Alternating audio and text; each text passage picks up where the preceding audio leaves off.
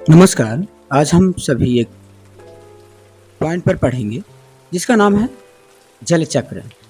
जल चक्र क्या होता है?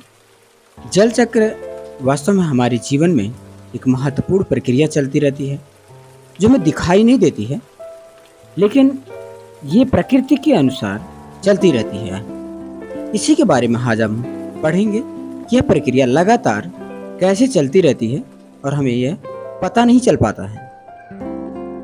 आप जानते होंगे कि सूर्य के प्रकाश जब हमारी पृथ्वी पर पड़ता है तो हमारी पृथ्वी पर उपस्थित सभी जल के जो स्रोत हैं, जैसे नदी, तालाब, झरना, झील, समुद्र, इन सभी पर सूर्य के प्रकाश पड़ते हैं और यह सभी के जल गर्म होकर करके वाष्प में परिवर्तित होते होंगे।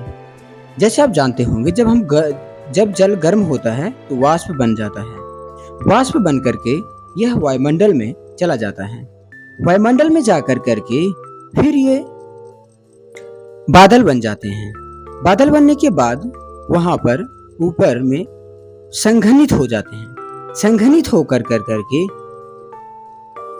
बूंद में परिवर्तन हो जाता है और यह बूंद समय समय पर वर्षा के रूप में पृथ्वी पर आता है। इस प्रकार वर्षा हमारी पृथ्वी का एक चक्र चलता रहता है। जैसे आप सूर्य के प्रकाश से वाष्प बना, वाष्प बन कर करके संघनन हुआ, बादल बना, बादल बन कर करके बूंद में परिवर्तित हुआ, बूंद में परिवर्तित होकर करके पूरा हमारे पृथ्वी पर आ जाता है। यह पूरा प्रक्रिया लगातार चलती रहती है। इस वजह से हमारी पृथ्वी पर जल लगातार कमी नहीं होती है। इस पूरी प्रक्रिया को हम जल चक्र कहते हैं। वायुमंडल की महत्वपूर्ण घटनाओं में से जल चक्र एक महत्वपूर्ण घटना है। आइए अब देखते हैं, इसमें मैंने कुछ ऐसे शब्द बोले हैं जो आपको हो सकता है वो शब्द समझ में नहीं आया हो, जैसे संघनन, वाष्पीकरण, वाष्प का बनना। ये शब्द आपको हो सकता हो समझ में ना आया हो। इन शब्दों के बारे में दोबारा से हम देख लेते हैं, इन शब्दों का अर्थ क्या होता है। पहले हम जानेंगे संघनन। संघनन क्या होता है? जब पृथ्वी से वाष्प बनकर ऊपर जाता है वायुमंडल में जल, तो वह एक दूसरे के पास आकर करके संघनित हो जाते हैं।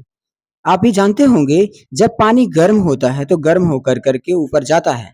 ऊपर जाकर करके जब ठंडा होगा, ठंडा होकर करके एक दूसरे के पास आएंगे, क्योंकि हमारे वायुमंडल में जब एक ऊंचाई पर जाते हैं तो तापमान कम होने लगता है। तापमान कम होने के कारण वहां पर ये बादल एक दूसरे के नजदीक आकर करके संघनित होने लगते हैं। जैसे कोई चीज गर्म होता है तो वो पिघलने लगता है, लेकिन जब वो ठंडा होता है तो सिकुड़ने लगता है।